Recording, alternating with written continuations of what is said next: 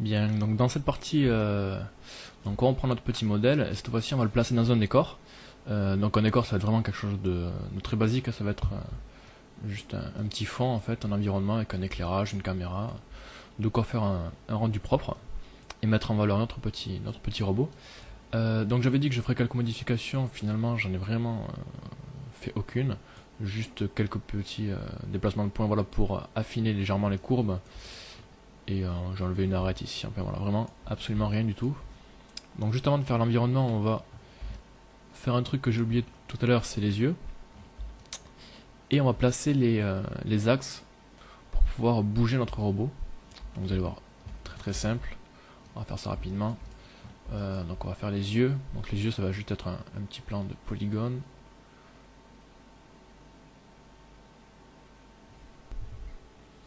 Donc on va prendre un plan.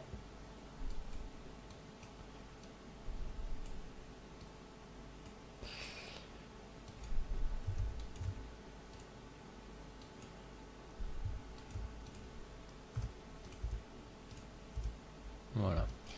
Et on va juste lui faire une division au centre. Hop.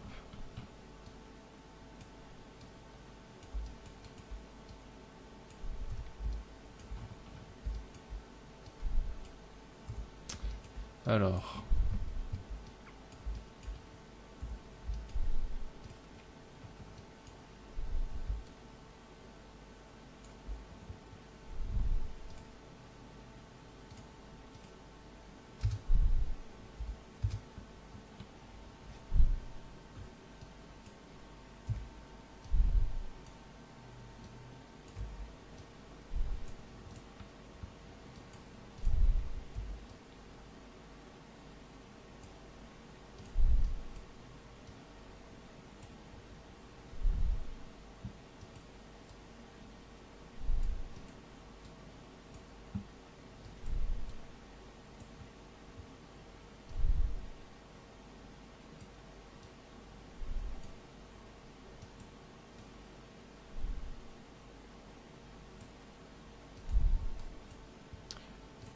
Là, ici, on tourne ça.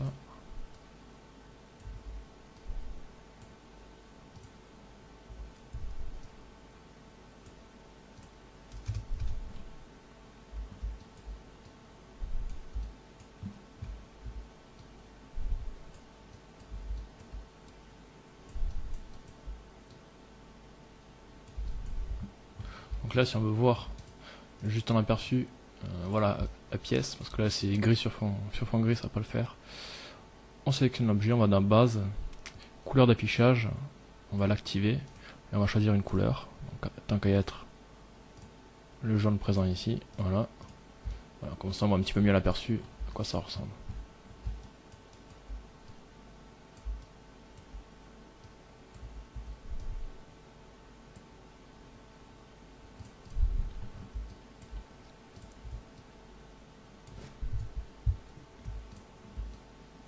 Voilà. Alors, arranger un peu ça.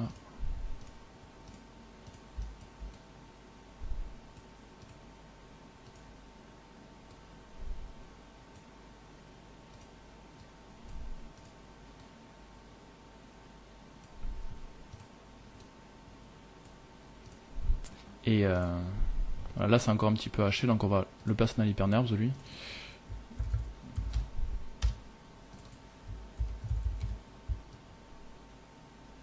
Voilà, donc du coup il se fait lisser.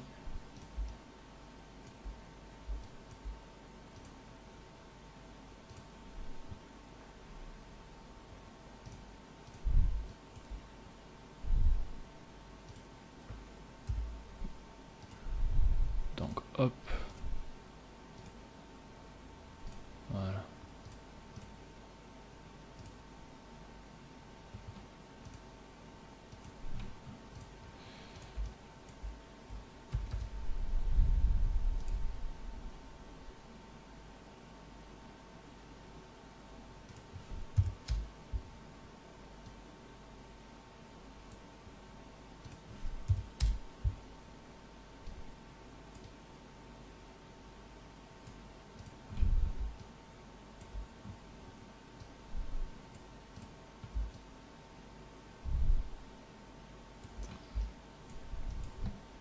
Bien, ensuite on va placer les axes et agencer les objets de façon à ce qu'on puisse les déplacer.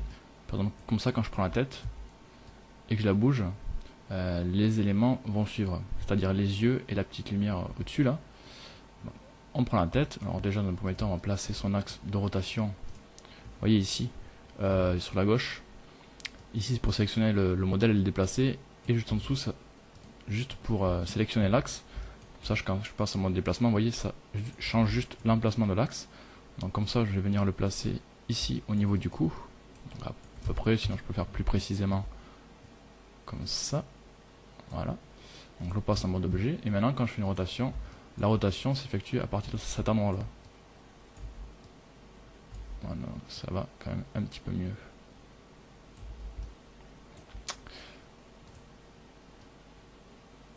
Ensuite, il faut que les autres objets suivent mon personnage. Donc tout bêtement, on a la tête ici, on va venir glisser à l'intérieur les éléments. Donc par exemple la lumière, hop, je la prends et je la glisse. Voilà, comme ça, donc on voit qu'elle est venue se mettre à l'intérieur de la tête en tant qu'enfant. Donc c'est pareil pour les deux yeux, hop hop, je glisse à l'intérieur. Et comme ça, quand je prends la tête maintenant, voilà, ça suit correctement.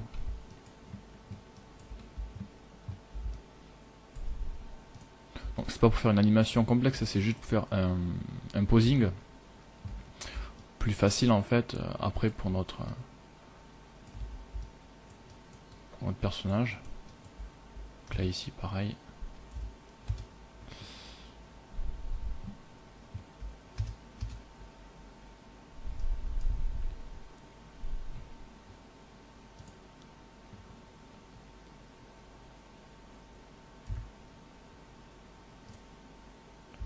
Ok.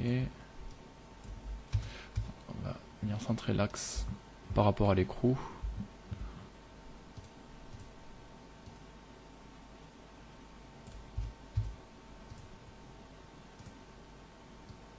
Voilà.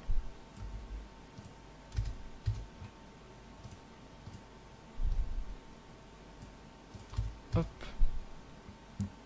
Donc là, les deux bras, c'est bon, ils sont centrés.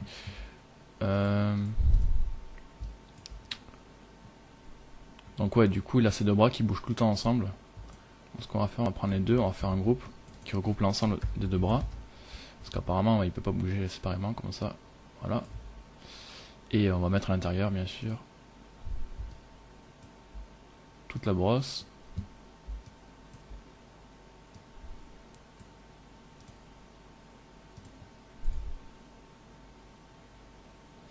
Alors, le souci, c'est que quand on le met la brosse à l'intérieur ici pour le regrouper avec le reste, donc la brosse qui est sans hypernerve, vous vous souvenez, les objets en fait sont lissés. Donc on va appliquer une petite restriction. Alors, on va voir que je retrouve comment ça marche. Je crois que c'est ici.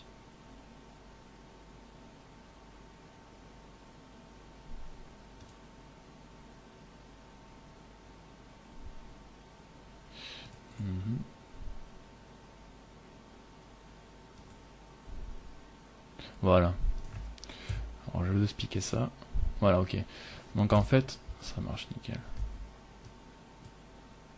Voilà.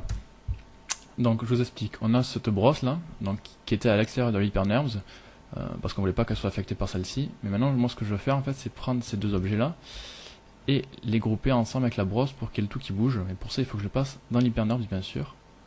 Donc ici dans la brosse. Donc on va faire une petite astuce. On prend les deux éléments qu'on ne veut pas lisser. Donc la brosse et cette partie là. On fait un clic droit et on va ajouter un tag en fait. Donc le tag stop, ici voilà, qui va arrêter les générateurs. Donc le générateur hypernerves ne va pas affecter ces deux objets parce qu'ils ont un tag qui leur dit non. Voilà. Mais pourtant ils sont bien à l'intérieur de celui-ci. En fait c'est une exclusion tout bêtement. Voilà, comme ça on regarde bien l'effet. Et du coup on a la brosse entière ici. Voilà. Donc on va centrer ça. Donc, je crois que c'est déjà fait voilà, sur le cylindre. Comme ça quand on fait une rotation ça tourne parfaitement. Donc ça c'est déjà fait. Donc c'est bon. Donc la brosse on la met dans le bras. Et comme ça, tout le monde suit. Voilà, nickel. Après pour la suite, bah voilà, pour la suite, c'est juste un déplacement du personnage. Ah. Donc là je vais mettre le pied ici, hop, à l'intérieur. Donc là l'hypernerve l'affecte, c'est pas un souci. Là je me place l'axe là où je désire, donc là où c'est le mieux pour moi pour déplacer mon personnage au centre. Et voilà. Voilà, c'est juste pour faciliter un petit peu donc le posing.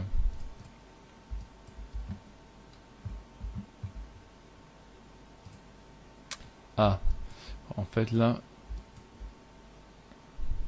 attention, faut que je choisisse lequel c'est. Ouais, plutôt être celui-là pour déplacer mon personnage.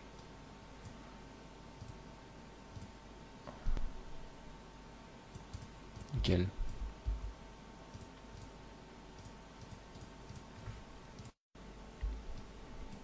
Bien, donc on va créer vite fait un petit décor. Donc comme je vous l'ai dit, c'est juste un environnement sur fond noir. Ça c'est classe. Bon, le personnage est à dominante blanc, donc si on le fait sur fond noir, je pense que ça ressortira bien. Donc voilà. Alors, pour créer un petit environnement, donc on va le faire à partir du centre du repère. Donc voilà mon robot ici, on peut voir qu'il flotte un petit peu dans l'air. Par souci, on va juste le placer comme s'il était posé ici. Hop, voilà, sur la ligne bleue. Voilà, donc lui il est posé, on s'en occupe plus. Et on va ajouter maintenant des éléments. Donc, je parle vite fait du rendu aussi, parce que c'est ce qui nous intéressait ici. Donc, ça se passe avec ces trois boutons ici. Donc le rendu, je vous rappelle, c'est ce qui permet en fait de calculer l'image en pixels. Donc quand j'appuie sur le premier bouton, ça me fait un rendu directement dans la vue. Donc voilà, là c'est le rendu par défaut. Donc fond noir et lumière par défaut, tout qui est basique. Ensuite, le second bouton me fait le rendu dans le visualisateur, pardon. Donc il se trouve ici. Hop. Ah ouais, donc je précise un petit peu en retard que ce visualisateur spécifique à la dernière version de Cinema 4D, donc la 11.5, donc j'aurais dû vous dire ça plus tôt. Donc voilà ce système de rangement ici de calque. Sinon si vous avez des versions précédentes de Cinema 4D, c'est pas bien grave. Vous aurez juste pas ce listing des images ici. Donc voilà, il va me faire tous les rendus et va me les ranger là-dedans. Et ensuite, le troisième bouton permet d'accéder à la fenêtre où on a tous les réglages justement de rendu. Et on va jouer un petit peu avec ça. Alors, on va poser un sol. Donc ça se passe dans ce tiroir-ci. Non, je dis une bêtise. On va le faire en primitive. Voilà, on va prendre un disque. Donc pourquoi un disque et pas un sol qui serait carré ou rectangulaire? Je vous expliquerai ça un petit peu plus tard, quand on y sera. Vous allez voir pourquoi, c'est une petite astuce perso. Donc voilà, on le met cette taille à peu près. Donc je laisse en primitive, hein, je le convertis pas. Pas besoin de modifier, voilà. Donc là j'ai mon sol.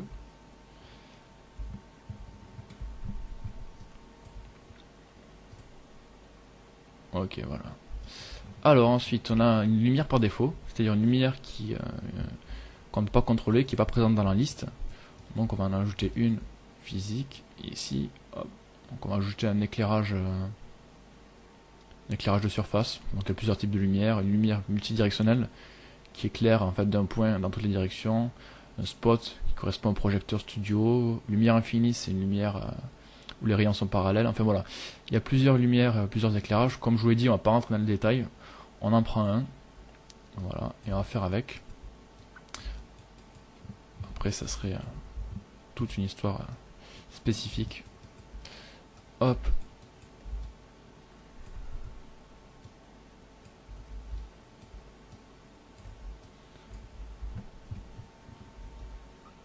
Voilà, donc maintenant dans la lumière qui est présente ici, ainsi que dans la liste, alors on va venir la placer et faire notre éclairage. Alors, pour avoir un aperçu de la chose, déjà dans le viewport, on voit un petit peu que ça a changé. Si je fais un rendu, on le voit encore mieux, voilà. Alors, pour nous aider à placer notre lumière,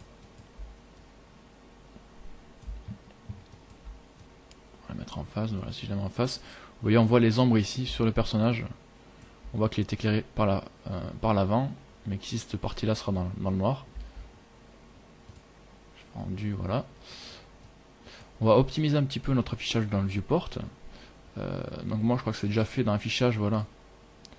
Vous pouvez cocher, si votre PC permet, l'OpenGL haute qualité, qui permet d'avoir des effets supplémentaires. Donc là il faut un PC qui supporte ça, mais je pense que maintenant ça, pour la plupart ça doit être bon. Et on va pouvoir cocher des options, par exemple comme l'ombre. Donc là rien se passe. Quand j'active l'ombre, en fait c'est normal, c'est parce que les lumières par défaut dans CinemaCAD n'ont pas d'ombre, ne génèrent pas d'ombre. Pour ça il faut sélectionner la lumière, aller dans les attributs, dans le panneau ombre, et on va, vous voyez, par défaut c'est sur 100, on va choisir une ombre, d'ombre en ray trace, c'est une ombre de qualité la plus faible mais la plus rapide à calculer aussi. Et comme ça, vous voyez, on a les ombres portées qui sont apparues dans le viewport, et ça va nous permettre, nous aider un petit peu de placer notre lumière aussi. Alors, pour placer la lumière, donc là vous faites comme vous voulez, hein. On va faire un truc bête, 2/3 ici, hop, qui pointe un petit peu vers le bas.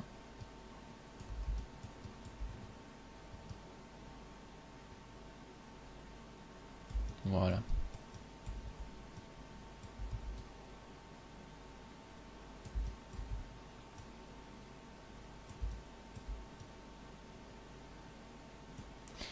Ok.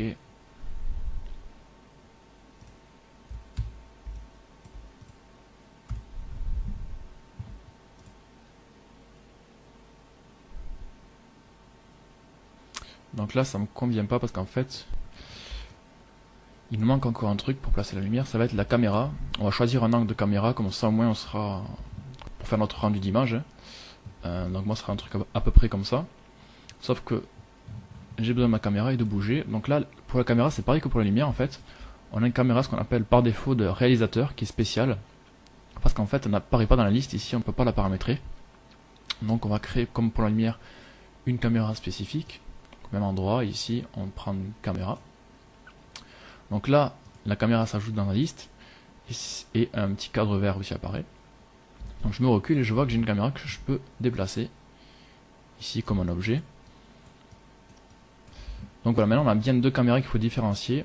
La caméra donc qu'on va servir pour faire notre rendu et la caméra réalisateur, voilà, qui va me permettre de naviguer dans la scène et de continuer à la paramétrer. Alors pour changer d'une caméra à une autre, il y a plusieurs façons. On peut aller ici dans caméra de la scène, voilà, on a celle qu'on a créée, hop, je la sélectionne, maintenant je suis à l'intérieur de celle-ci et je la contrôle, donc de la même manière que l'autre. Voilà, je peux venir la placer ici par exemple. Et après caméra de la vue, donc réalisateur c'est la même chose, hop, et je change de caméra. Petite astuce pour être encore plus rapide, dans la liste il y a une petite icône ici, un petit cadre noir qui est apparu à côté de la caméra en fait, quand on clique dessus qui permet de switcher entre les deux caméras. Ok. Donc je vais venir choisir mon cadre, ce sera plus ou moins définitif. Voilà. On va faire un truc comme ça. Voilà. Donc disons que là voilà j'ai mon image, mon cadrage en tout cas, ma composition. Le problème en fait, le petit souci des fois c'est qu'en switchant comme ça d'une caméra à l'autre, on fait plus vraiment attention laquelle on a et des fois il paraît que par accident on utilise celle-ci et on perd notre cadrage. Donc celle-ci pour être vraiment sûr de ne pas y toucher, on va faire un petit clic droit dessus, propriété Cinema 4D et on va mettre une protection. Voilà, qui est un tag tout bête qui bloque en fait les actions, on ne peut plus rien faire. Regardez, si je prends le déplacement ici ou la rotation, ma caméra ne bouge plus. Au moins je suis sûr de ne pas y toucher. Elle est bloquée en fait à cet endroit là. Donc je vais la cacher dans la vue, voilà. Et comme ça j'ai juste, pour quand je vais faire un rendu, je fais ça, et j'ai un aperçu. Allez, donc je vais prendre la lumière, et en fait je vais plutôt la placer ici. Oula. Donc là vous voyez j'ai un petit peu de mal à placer ma lumière. Donc ce que je vais faire, je vais y appliquer un petit tag encore une fois, de visée, ce qui fait qu'elle va pointer automatiquement toujours dans la direction de mon personnage. Donc pour ça je fais un clic droit sur la lumière, on va ajouter un tag, donc ça s'appelle un tag cible, ok voilà, avec des petits attributs ici, Et en cible, on va y attribuer notre petit robot. Voilà, et vous avez vu, la lumière a changé. En fait, maintenant, quand je la sélectionne et que je la déplace, la rotation s'effectue automatiquement, de façon à ce que l'axe Z plus pointe automatiquement dans sa direction. Comme ça, j'ai plus qu'à déplacer. C'est un petit peu plus simple et plus rapide. Voilà, si je la mets de l'autre côté, hop, la rotation est effectuée parfaitement. Après, plus ou moins proche. Ok, donc là je suis un petit peu trop sur le côté. Voilà, super. Ça, je vois mieux l'ombre ici, portée. Très bien. Je vais peut-être laquer un petit peu plus les yeux.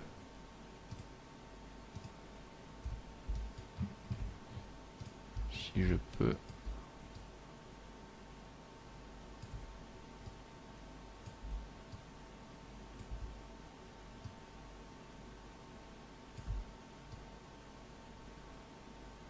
Voilà. Nickel. Allez, donc ça c'est bon. Ensuite, qu'est-ce qui manque? On a le sol, on a la lumière, on a la caméra.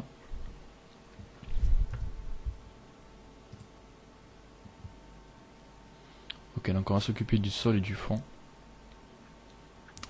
Pourquoi? Parce que le fond est noir à 100% en fait par défaut. Je vais vous montrer qu'on peut changer la couleur du fond. Pour ça, il faut ajouter hop, ici un arrière-plan. Voilà, un arrière-plan auquel on va attribuer en fait une matière et une couleur. Donc, ce qui nous introduit au matériau, c'est-à-dire ce qui donne la couleur et la texture de nos objets. Donc ça se passe ici dans le petit onglet en bas, dans les matériaux donc faire fichier, nouveau matériau. Okay. Et voilà, donc ça crée un matériel, un petit icône ici, par défaut. Et il faut double-cliquer dessus pour ouvrir l'éditeur de matériaux. Donc comment ça se présente en fait? Alors c'est tout bête, on a une zone d'aperçu, donc avec un éclairage par défaut qui nous montre à quoi ça ressemble. Donc ici on a une matière plastique grise, hein, toute bête. Et en fait plusieurs canaux qui correspondent à des paramètres physiques qu'on retrouve dans la réalité, et le mélange de ces paramètres en fait va nous permettre de créer tous les types de matériaux possibles. Donc il y en a des simples, comme le premier qui est couleur, donc comme vous l'avez deviné, qui permet d'attribuer une couleur à notre matière. Après la transparence, réflexion, relief, donc là pareil, je ne vais pas rentrer dans le détail, leurs noms parlent d'eux-mêmes, et on va en voir quelques-uns ensemble. Donc tout bête, il faut bien que le canal soit coché pour qu'il soit activé, voilà, et on peut attribuer ici un nom. Comme par exemple celui-ci, ce sera la matière qui correspond au fond. Hop, fond. Donc nous on a dit qu'on voulait une couleur noire. Donc pour une couleur noire ou autre, hein, par exemple, hop, clic couleur, voilà. Et là j'ai un fond rouge. Je vais prendre, pour appliquer une matière, c'est assez simple. On fait un clic glissé en fait, vous voyez. Hop, et je glisse sur le sol pour avoir un sol rouge. N'importe quelle autre pièce. Faire pareil directement dans la liste. Si je vais être plus précis, hop, sur le disque. Ok. Donc là, je vais faire pareil pour l'arrière-plan, sur l'arrière-plan, et quand je fais un rendu, j'ai mon arrière-plan qui est rouge. Donc pourquoi il est rouge en fait juste ici? C'est par rapport au cadrage. Vous savez, on a enlevé des bandes grises. Lorsque je ferai un rendu définitif, le rendu en fait va s'arrêter ici. Donc on va aller modifier ça tout de suite dans les paramètres de rendu. Voilà, dans sortie. En fait, là, on a sur une largeur hauteur de 320 pixels par 240. Donc, suivant si on modifie ça, ça va changer le fond. Donc, je vais dans tout configurer pour réafficher. Donc, dans la vue.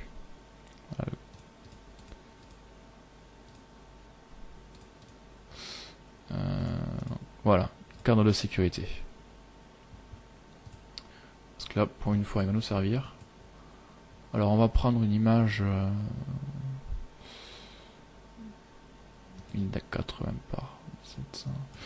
Alors moi ça sera, mon image finale serait 1920 par 1200. Voilà. Sauf que si je fais des rendus en fait préparatoires de test à cette résolution là, ça va être super lourd à calculer pour rien. Donc je vais verrouiller le rapport. on va garder le même rapport mais avec une voilà, une taille en dessous. Donc je vais quand même recadrer ma scène vite fait, passage. Nickel.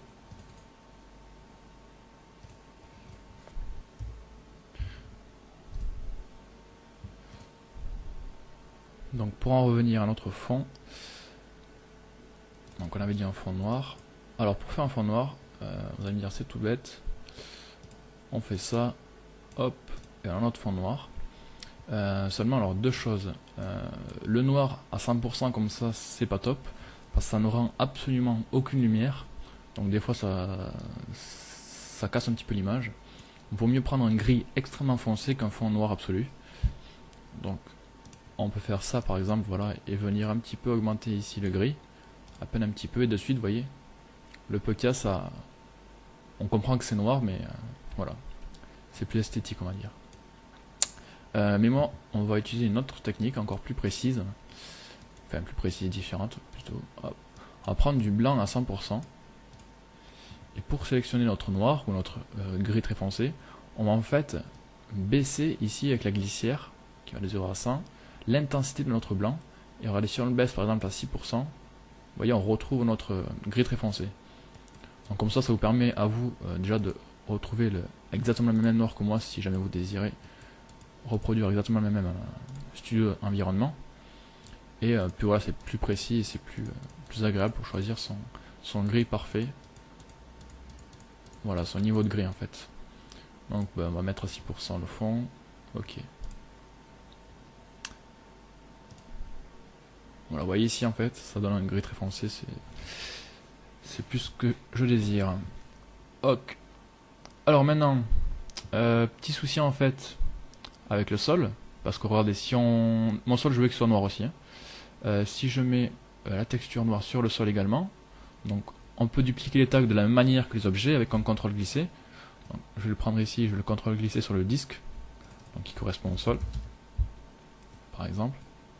Donc mon sol a noir, mon fond noir, sauf que quand je fais un rendu, pardon, avec l'éclairage ici, ça change l'intensité de la lumière du sol. Donc là, et en fait ça fait une grosse démarcation ici en fait. On voit qu'il y a le disque. Donc c'est pour ça que j'ai pris un disque, c'est parce qu'on va faire un dégradé ici, où le centre va être extrêmement opaque, donc ce noirci, et plus on va aller vers l'extérieur du disque, plus ça va être transparent pour venir se fondre avec le fond qui est en fait derrière le disque. Comme ça, en plus c'est de couleur noire, donc ça va se fondre plutôt bien. Donc pour ça on va créer une nouvelle matière, un nouveau matériau, on double-clique, on va appeler ça sol. Alors on va lui attribuer une couleur noire, hein. Pareil, blanc, hop, 5-6%. Alors le truc spécularité là on le décoche. Et on ne va pas cocher la transparence. La transparence c'est quelque chose de spécial pour créer tout ce qui est matière de verre et tout. Nous ce qui nous intéresse c'est l'alpha. Donc l'alpha vous savez un petit peu ce que c'est je pense. C'est comme dans Photoshop ou certains logiciels. C'est en fait une map en niveau de gris. Où le noir va signifier les zones transparentes à 100%. Le blanc opaque à 100%. Et tous les niveaux de gris qui sont entre ces deux valeurs vont créer en fait des valeurs différentes de plus ou moins transparents. Donc on va se servir de ça d'une map alpha. Donc je coche la case, texture, donc on a dégradé, on a dit qu'on voulait faire. Hop, donc dégradé, on va cliquer sur le dégradé pour entrer en fait dans ses paramètres à lui. Donc là on a un dégradé linéaire de gauche à droite, nous ce qui nous intéresse c'est un dégradé circulaire, vu qu'on a un disque, c'est plus approprié. Donc voilà, 2D circulaire. Donc on retrouve notre disque ici. Et on va faire, donc, comme je vous ai dit, noir au centre et blanc sur l'extérieur. Non, pardon, c'est l'inverse. Hop, donc je prends les petites poignées, je les inverse. Voilà. Donc par contre, je vais quand même un petit peu... Voilà, modifier ça pour l'arranger. Ok, donc là ça devrait être bon. Je prends mon sol et je l'applique au sol. Donc vous voyez avec l'OpenGL HQ là, hop, si je mets transparence, ça me fait vraiment dans le viewport une transparence douce. Hop. Ok. Donc là j'ai dû faire une connerie. Ah oui. Il faut peut-être enlever la matière de sol que j'avais mis. Il y avait deux matériaux sur le sol. Voilà. Donc vous voyez ici ça fait un dégradé nickel. Et du coup on a ici l'ombre portée qui peut se porter parce qu'il y a une disque. C'est pas sur le... Et là plus on va aller loin, plus ça va se dégrader, ça va se fondre avec le fond. Ok, donc ça c'est bon. Ça c'est bon, ça c'est bon. Je vais à peine un petit peu modifier mon cadrage. Voilà, pour qu'on ait un peu plus d'ombre. Et agrandir un petit peu ça. Peut-être venir modifier aussi l'alpha. Pour donner plus de place à l'ombre. Faut pas que l'ombre non plus elle disparaisse trop dans la transparence. Voilà, alors caméra, hop, protection. Ok. Donc là je fais plusieurs rendus, mais si on veut comparer plus précisément les rendus qu'on fait en fait, autant les faire directement dans le visualisateur, comme ça il nous met une image. Voilà.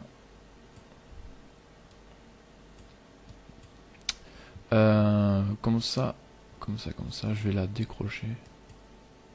Non. Hop. Ouais, donc comme ça en fait on peut plus facilement comparer les rendus qu'on fait et les modifications qu'on apporte au fur et à mesure. Et ça c'est sympa, donc là voilà j'ai mon rendu de base. Ok, donc ce rendu là. Donc le fond, le sol c'est bon, le caméra c'est bon. Oui, on va travailler maintenant les paramètres de rendu et l'éclairage. Pour ranger un petit peu ça. Donc on va commencer par travailler la lumière. Donc il y a vraiment une lumière basique, on a juste ajouté une ombre pourrie. Donc on va arranger ça. Donc je vais dans ma lumière. Regardez un petit peu ce qui s'y passe. Dans la généralité, on peut attribuer une couleur à la lumière, tout simplement. Donc, par exemple, si je fais hop, rouge, paf, voilà, lumière rouge. Je fais un rendu. Voilà. Donc là j'ai mis très fort, donc le personnage est carrément en rouge puissant. On va supprimer ça. On va faire le même principe, mais donner une couleur un peu plus légère à notre lumière. Une lumière blanche parfaite, non. Je vais mettre une lumière extrêmement un petit peu orangé jaune pour donner en fait une ambiance à notre image tout simplement. Alors couleur, hop, on va tirer vers les oranges. Il faut y aller vraiment très léger. Voilà, c'est vraiment quelque chose extrêmement léger, mais ça va affecter le truc. Si je fais un nouveau rendu, vous voyez déjà entre celui-là et celui-là, on perd cette image noir et blanc et gris. Voilà, un petit quelque chose déjà.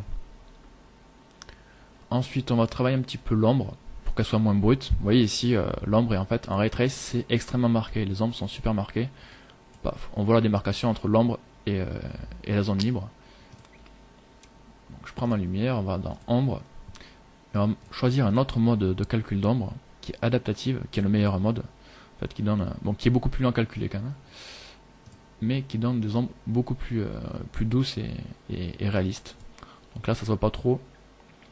Pourquoi? Voilà, on peut comparer entre les deux. Donc déjà, il y a un petit progrès. Après, si on veut vraiment une ombre un peu plus douce, ça va se jouer sur la distance de la lumière par rapport à l'objet. Voilà, ma lumière est quand même assez proche. Si je l'éloigne... Ah ouais, donc là, il faut bien sûr faire le rendu avec la bonne caméra, sinon ça le fait moins. Voilà, vous voyez. Alors en fait, plus on éloigne, plus l'ombre est marquée. Donc autant pour moi. C'est pas grave, c'est juste une question de test. Bon, bah du coup, je vais hop, rapprocher un peu la lumière.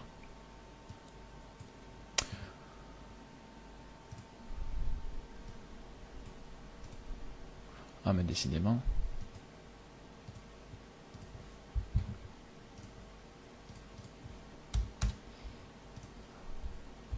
Voilà, une ombre à peine un peu plus douce. Donc vous allez voir, de toute façon ça sert à rien, ça on va continuer à régler par la suite. Ok, donc notre lumière c'est bon là.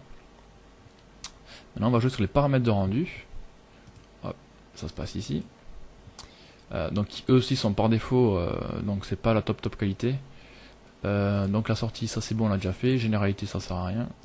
Enregistrer c'est pour enregistrer notre fichier final, donc on va le décocher, pour l'instant on s'en fiche aussi. Anti-aliasing c'est extrêmement important. Donc vous connaissez un petit peu ça par rapport aux jeux vidéo peut-être.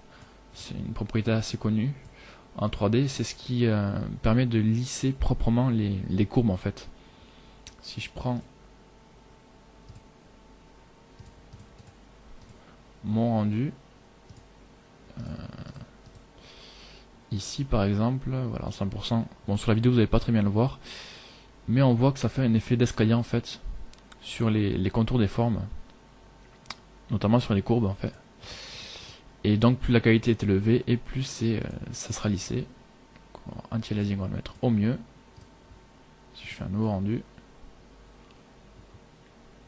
Donc bien sûr le temps de rendu ça ressent. Voilà, on peut voir sur les ombres notamment que c'est beaucoup plus précis. Donc là où on va le voir le mieux, c'est sur la brosse ici. Où il y a extrêmement de détails. Voilà, ça va être plus fin et plus détaillé. Ensuite on va ajouter des effets qui ne sont pas présents par défaut dans la liste ici. Donc avec le bouton effet. On va ajouter une illumination globale. Qu'est-ce que c'est l'illumination globale? Je vous l'explique extrêmement rapidement, sans entrer trop dans les détails techniques, hein, parce que c'est tout un point encore à part entière. Donc on a une lumière, et par défaut, elle est en lancer de rayon basique, c'est-à-dire, hop, notre lumière envoie un rayon, hop, il touche l'objet, donc ça en retire une information, et donc ça éclaire l'objet. Et ça s'arrête là, c'est tout bête. Bien sûr, c'est pas très réaliste, mais c'est rapide à calculer. L'illumination globale, en fait, c'est un procédé qui va se rapprocher beaucoup plus de la propriété physique réelle de la lumière. C'est-à-dire qu'une lumière, en fait, quand elle éclaire, quand elle envoie un rayon, hop, ça touche une zone. Donc ça en retire des informations d'intensité. Mais ce rayon va pas s'arrêter là, en fait, parce qu'il va se refléter sur la surface et va envoyer d'autres petits rayons qui vont se diviser comme ça autour de lui. Donc avec une intensité de ces rayons plus basse, hein, plus faible. Voilà, donc ces petits rayons vont autour et vont toucher les zones autour. Et donc vont éclairer aussi ces zones en leur apportant une information parfois de couleur. Ici ça aurait été rouge, ça aurait pris l'intensité divisée par 2 par exemple de ce rayon. Donc ce rayon envoie à 100% et se divise en petits rayons de 25%. Donc il serait éclairé autour avec une couleur rouge assez faible qui aurait un petit peu marqué tout ce qui se trouve autour. Et donc pareil dans toute la scène. Donc voilà, donc ça complexifie, ça adoucit extrêmement en fait l'image. Vous allez voir, on va très bien rendu ce que ça donne. Par contre on va le régler parce que par défaut c'est assez d'assez haute qualité en fait. Donc généralité on laisse, il y a juste dans le cache d'irradiance où il y a plein de mots barbares là. Donc moi le premier je connais pas à quoi ça correspond exactement. C'est tout bête, hein. On peut régler la qualité de chacun des effets. Plus la qualité est élevée, plus le temps de rendu est long, et donc mieux vous avez une image de meilleure qualité. Donc nous on va tout mettre sur faible, aperçu, faible, minimum. Voilà. Ok. Hop, je passe en mode caméra et je fais un rendu. Donc là, avant le rendu traditionnel, il y a un pré-calculage donc de ces rayons. Voilà. Et alors si on compare, donc là ça se voit pas vraiment, en fait ça débouche un petit peu les ombres hein, déjà. Alors si on regarde bien ici, par exemple à l'intérieur, voilà, ici l'ombre est moins marquée parce que ça vient un petit peu adoucir. Ah bah il vous suffit de faire la comparaison par vous-même, voilà. Déjà ça porte un petit plus. Après là j'ai mon lumière qui est un petit peu trop là-bas, c'est beaucoup trop noir ici. Je vais la rapprocher un petit peu, changer mon éclairage. Voilà, quand même, parce que là c'est un petit peu trop poussé ce que j'ai fait. Presque en frontal.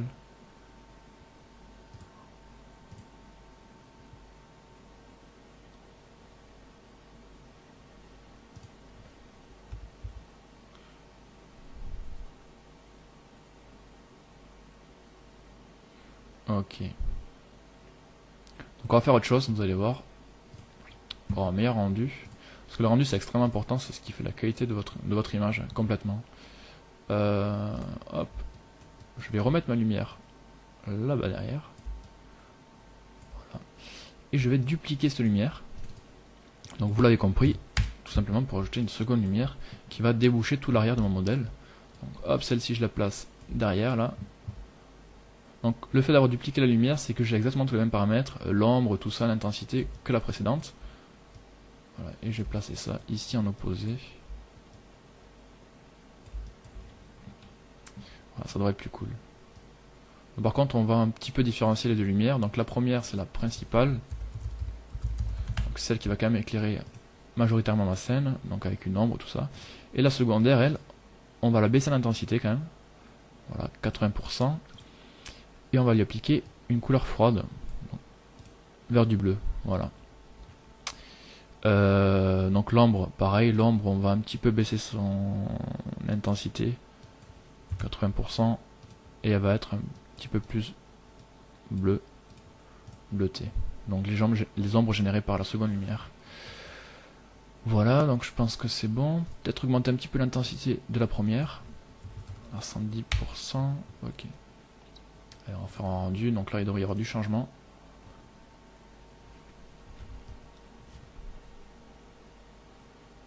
Voilà.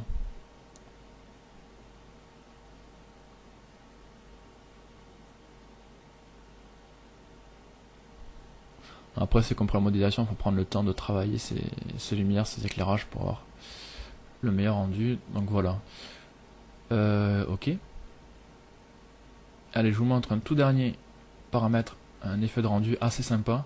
Donc c'est des effets que vous voyez qui s'empilent facilement les uns les autres, qu'il n'y a pas trop à régler, qui donnent vraiment un petit charme à l'image. Donc ça s'appelle l'occlusion ambiante. En fait, c'est un truc pour dire tout bête, qui va piéger les rayons de lumière dans les creux, ce qui va faire que les creux vont être plus contrastés, plus sombres en fait, et qui va faire ressortir le détail.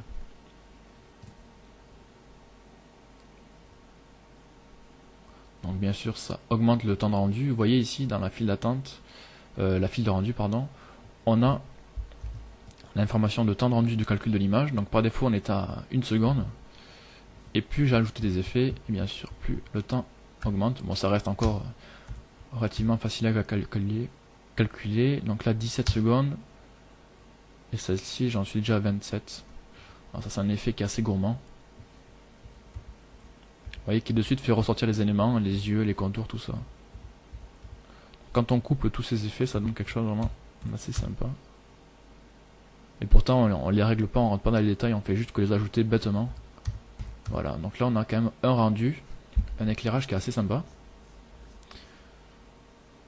En fait, c'est tout bête comme règle, c'est déjà on a le personnage qui est en niveau de gris, enfin qui est gris, et le rendu passe bien.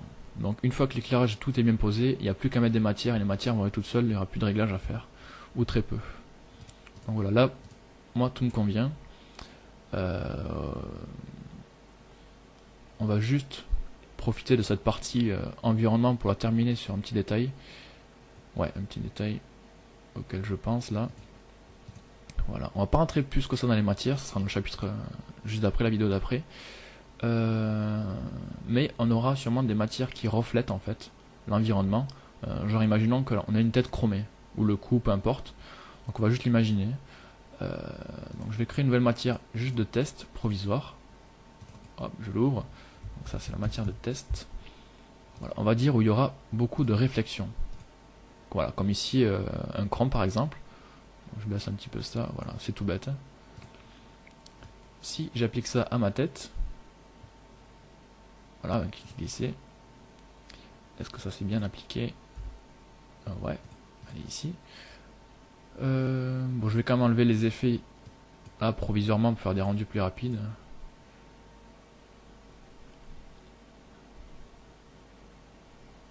Alors, en fait, qu'est-ce qu'on a? On a un chrome qui reflète absolument rien du tout.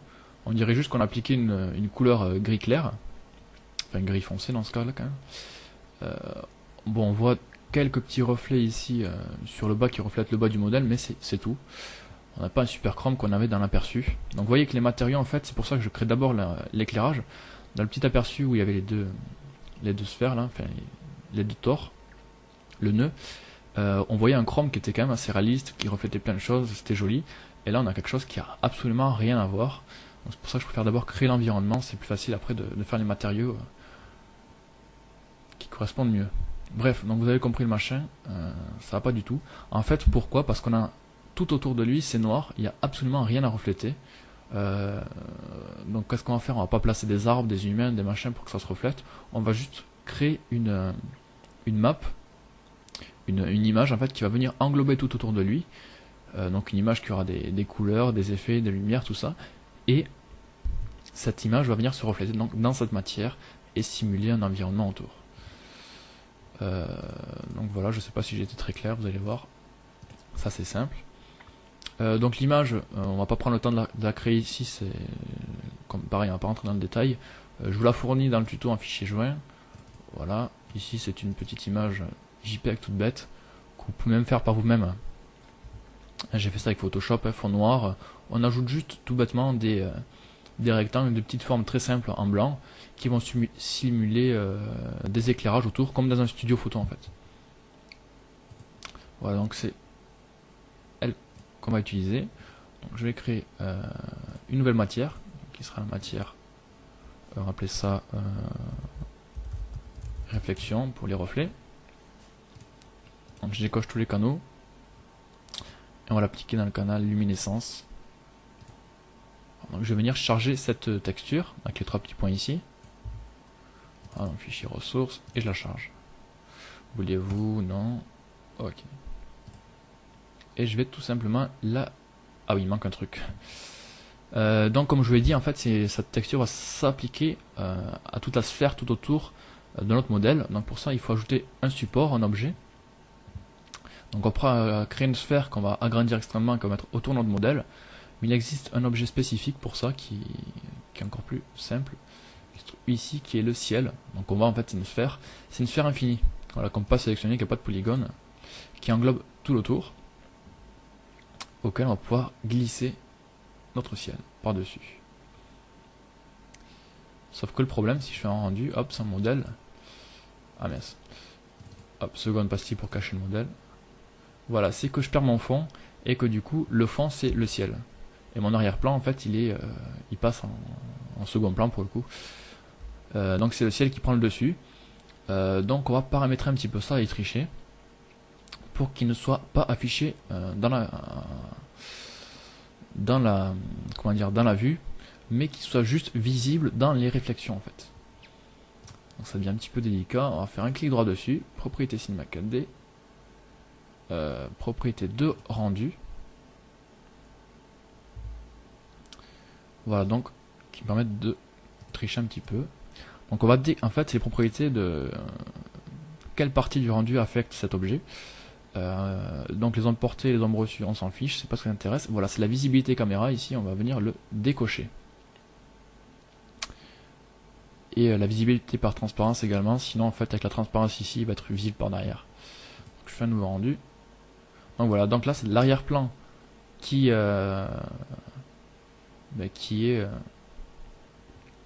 comment dire, donc qui reprend le dessus, hein.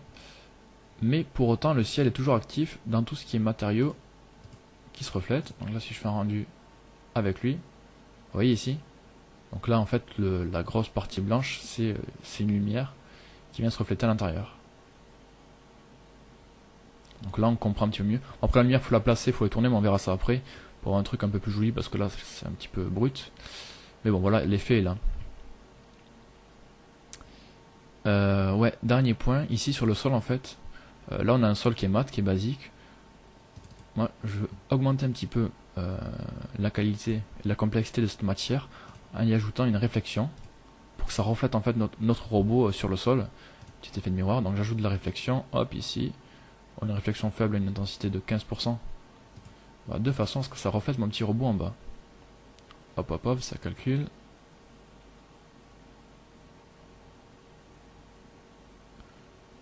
Voilà donc, deux choses. Hop, ici on voit que ça se reflète, la boule. Donc c'est pas grand chose, mais ça dépend du cadrage. Sauf que le problème, c'est qu'il reflète aussi, comme il a un canal de réflexion, il reflète également mon sol. Vous voyez ici on a une lumière qui se reflète, et ici donc c'est une zone sombre. Donc moi ça ne me va pas du tout ça. Donc je voudrais en fait que le canal de réflexion ne se reflète pas dans cet objet précisément. Je vous montre comment ça marche. C'est tout simple, dans le tag rendu, ici on a exclusion, et on va venir glisser le sol. Hop, comme ça le sol sera exclu du rendu. Voilà, donc le test là je vais le supprimer. Hop, ça j'en ai plus besoin. Et voilà, donc je pense qu'on a notre environnement qui est parfait. Il n'y a plus qu'à créer dans la prochaine partie donc les petits matériaux.